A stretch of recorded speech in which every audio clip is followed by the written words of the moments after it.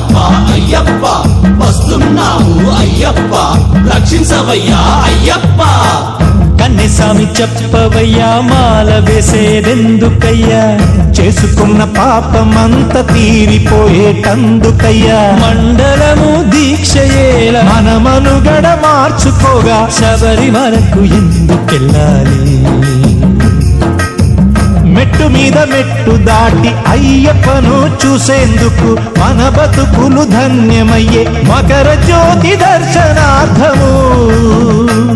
మన మనసులలో మలినములు పోయేదెప్పుడు స్వామిని కనుల నిండ చూసినప్పుడు